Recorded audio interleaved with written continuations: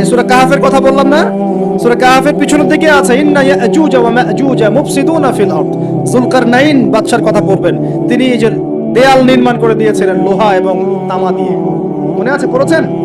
আচ্ছা, এই ইয়াজুজ আর মাজুজ যখন বের হবে পৃথিবীর পানি খেয়ে শেষ করে ফেলে দিবে একেবারে। এরা এত বেশি হিংস্র হবে যে এদের সাথে লড়াই করার মতো ক্ষমতা কোনো মানুষেরই থাকবে না। এমনকি ঈসা আলাইহিস সালামেরও নয়।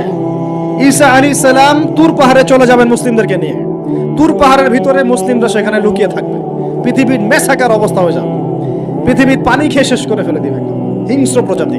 তখন ঈসা আলাইহিস সালাম আল্লাহর কাছে দোয়া করবেন, আল্লাহ এই বিভৎস জাতিকে ধ্বংস কর। আল্লাহ রাব্বুল আলামিন তখন ওই ইয়াজুজ আর মাজুজের এই কাঁধে, ঠিক কাঁধের মাঝখানে একটা ভাইরাস জন্ম দিবেন। কি জন্ম দিবেন? ওই যে বলি না মহামারীর ভাইরাস, অমুক ভাইরাস তমুক ভাইরাস, এই ভাইরাস আরো সামনে আছে বাকি এখন। ওই ভাইরাসে, ওই পোকায়, ওই ব্যাকটেরিয়া বা যেটাই হোক আল্লাহ পাক যাই দিবেন, এতে করে ইয়াজুজ আর মাজুজের পুরো প্রজাতি ধপ ধপ ধপ ধপ করে মারা যাবে। মানে এটা ছোঁয়াচে রোগ হবে। কি রোগ হবে? ছোঁয়াচে। ঠিক যেমন আমরা একটু করোনা দেখলাম না, একজন থেকে আরেকজন, একজন থেকে আরেকজন, এরকম জিনিস চলবে আরো বিশ্বে। আর এখনকার নতুন রিসার্চ হচ্ছে ওই সাইবেরিয়া অঞ্চলের যে বরফগুলো আছে না, ওর নিচে এই 1 লাখ বছর, 1.5 লাখ বছর, 2 লাখ বছর আগের ভাইরাসগুলো নতুন করে জায়গা শুরু করেছে। হ্যাঁ, এগুলো বিজ্ঞানীরা বলছেন যে এগুলো আবার কোন দিন জানি পৃথিবীতে আত্মপ্রকাশ করা শুরু হয়। সবকিছুই ঘটবে। বিশ্বটার খুব রহস্য আছে, বিশ্বটার অনেক রহস্য আছে। আল্লাহ পাক এগুলো খেলার ছলে সৃষ্টি করেন নাই, পরীক্ষা। লিয়াবলুয়াকুম আইয়ুকুম আহসানু আমালা করে দাও। আল্লাহ পাক কি করবেন জানেন? বড় বড় নখরওয়ালা, বড় বড় নখ আছে, নখ দেখেছেন? বড় বড় নখওয়ালা একটা স্পেশাল প্রজাতির পাখি আল্লাহ পাঠাবেন। কি পাঠাবেন? পাখি। এটা কোন পাখি, কি নাম আমরা জানি না। ঠিক এরকম করে এই এক শ্রেণীর পাখি আল্লাহ পাঠাবেন যাদের নখগুলো খুব বড় বড় হবে, বিশাল বিশাল নখ। এই নখগুলো দিয়ে তারা দেহগুলোকে উঠাবে, উঠিয়ে নিয়ে কোথায় যে ফেলে দেবে আল্লাহ ভালো জানে। সুবহানাল্লাহ, আল্লাহু আকবার। আল্লাহ পাক বিশ্বে কত কি বাকি রেখেছেন এখন। এরপরে আল্লাহ পাক কি করবেন জানেন? আল্লাহ পাক বৃষ্টি বর্ষণ করবেন। এত বেশি বৃষ্টি হবে, এত বৃষ্টি হবে, জমিন ধুয়ে পরিষ্কার হয়ে যাবে। হাদিসে আসছে জমিন চকচক করবে, জমিটা পরিষ্কার হয়ে চকচক করতে থাকবে। এরপরে কারণ ওই ভাইরাস তো ধুইতে হবে না, ভাইরাসকে ধুয়ে সাফ করতে হবে। তারপরে ঈসা আলাইহিস সালামের সময়ে বলা হচ্ছে, তার সময়ে একটা ডালিম, ডালিম দেখেছেন কিনা? আনার ডালিম। এই ডালিমের যে খোসা হয় না, এই ডালিমের খোসার নিচে একটা পুরো পরিবার আশ্রয় নিতে পারবে। কি বুঝলেন? এত বড় বড় ফল হবে, এত বরকত হবে জমিনের মধ্যে।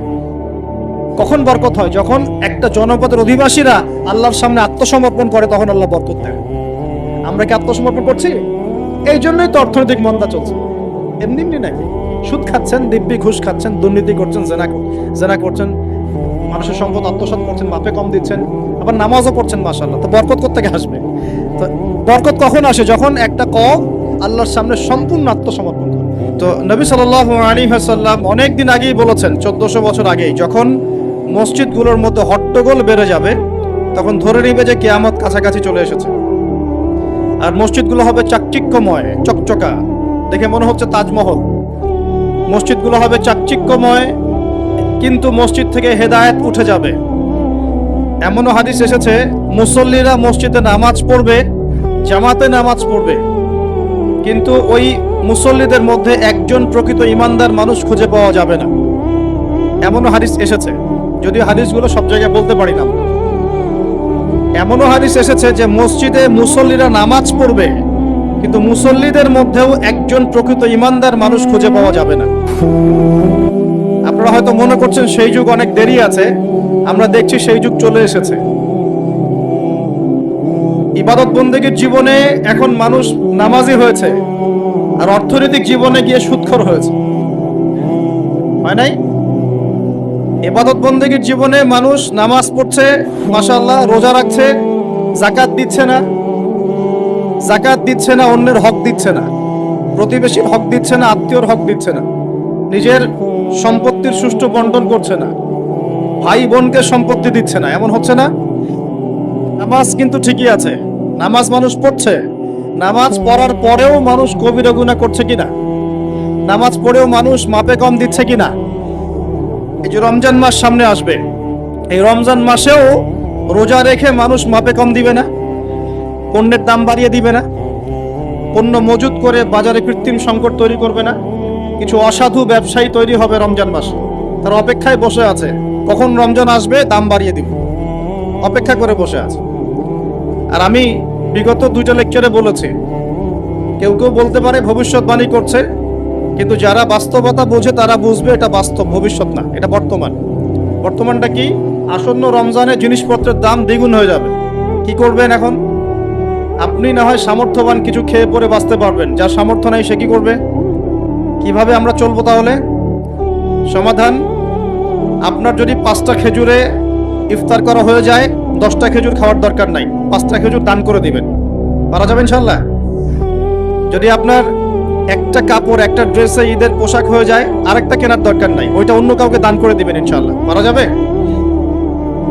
বাংলার মাটিতে প্রতি 5 জন মানুষের মধ্যে 1 জন হচ্ছে দারিদ্র সীমার নিচে বাস করে। আমাদের দেশে দারিদ্র্যের হার কত? কত পার্সেন্ট? কত পার্সেন্ট বলেন? 20%। কত পার্সেন্ট? এই করোনার সময় এটা অনেক বেশি ছিল, আস্তে আস্তে আলহামদুলিল্লাহ কমতে কমতে এখন 20 আসছে। 20 মানে হচ্ছে প্রতি 5 জনে 1 জন স্বাভাবিক খাবার খেতে পারে না, প্রতি 5 জনে 1 জন 3 বেলা ভালো করে খেতে পারে না। এখন রমজান মাসে কি করি আমরা? আমরা 4 জন মিলে ওই ভাইয়ের দায়িত্ব নেই, তাই করি না? আমরা 4 জন মিলে ওই ভাইয়ের দায়িত্ব নেই, তার খাবার, তার ইফতার, তার সাহারি, তার পরিবারের দেখাশোনা, তার পোশাক আশাকের আমরা দায়িত্ব নেই না? আমরা যাকাতগুলো দেই না? আমরা ওসর, সাদাকাতুল ফিতর এগুলো দেই না? এতে করে একটা ব্যালেন্স তৈরি হয়, ওই 4 জন মিলে 5ম ব্যক্তির দায়িত্ব নেওয়া হয়। কিন্তু এই কাজটা আমরা শুধু রমজানেই করি, রমজানের বাইরে করি না। এখন যদি 5 জনের মধ্যে 4 জন মানুষ খায়, 1 জন যদি 4 জনের মতো না খেতে পারে, তাহলে ঘটনা এমন দাঁড়াচ্ছে যে মনে করেন আমাদের পুরো দেশে মানুষ আছে, মনে করেন কথার কথা বলছি 20 কোটি। কত কোটি? ধরে নেন যে 20 কোটি মানুষ আছে, তাহলে আপনার 15 কোটি মানুষ দারিদ্র সীমার উপরে আছে, 5 কোটি নিচে আছে। 5 কোটি সংখ্যাটা কি কম না বেশি? আচ্ছা, 15 কোটি মানুষ যে খাবার আমরা খাচ্ছি, এই খাবারের সাথে যদি আরো 5 কোটি মানুষকে আমরা খাওয়াতে চাই রমজান মাসে, তাহলে বাজারে যে খাদ্যদ্রব্য আছে এর উপরে চাহিদা বাড়বে না? বাড়বে না? বুঝতে পারছেন না? চাহিদা যখন বেড়ে যাবে, দামটা কি বাড়বে না কমবে? বেড়ে যাবে। এর উপর আবার আছে দুর্নীতি, এর উপরে আবার থাকবে ধনীরা যাকাত দিবে না অনেকেই, এর উপরে আবার থাকবে কালোবাজারি, এর উপরে আবার সিন্ডিকেট করবে, এর উপরে আবার মাপে কম দিবে, মানে সব মিলিয়ে একটা কৃত্রিম সংকট তৈরি হয়ে যাবে। তখন আপনি কি করবেন? সলিউশন বললাম, যার সামর্থ্য আছে অপচয় কমিয়ে দিবেন। 1 নম্বর কাজ কি? অপচয় কমিয়ে দিবেন, প্রতিবেশীর হক দিবেন।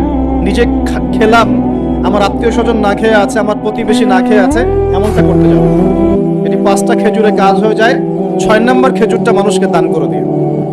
যদি এভাবে চলতে পারেন সবাই খেতে পারবে। এখন বড় সলিউশন কি? এটা তো ইসলামিক সলিউশন বললাম।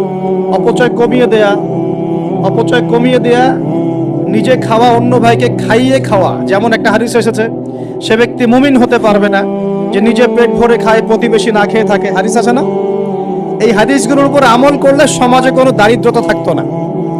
আমরা এগুলো বলি ঠিকই, কিন্তু এগুলোর উপর আমল করতে পারি না। আমরা নিজে পেট ভরে খেলে আমরা চাই কি পরের দিনও যেন আমার খাবার রিজার্ভ থাকে, ওইটা আমি চেষ্টা করি। মানুষকে দান করা তো দূরের কথা, আমার যতটুকু আছে আরো ডাবল করতে চাই, ট্রিপল করতে চাই, আরো বেশি করতে চাই। এতে করে সমাজে কি হয়েছে জানেন? সমাজে 1 শ্রেণীর মানুষ দিন দিন ধনী হয়েছে, আর 1 শ্রেণীর মানুষ দিন দিন গরিব হয়েছে। মধ্যবিত্তের সংখ্যা কিন্তু খুব কম এখন, কারণ ধনীরা দিন দিন ধনী হচ্ছে, গরিবরা দিন দিন গরিব হচ্ছে।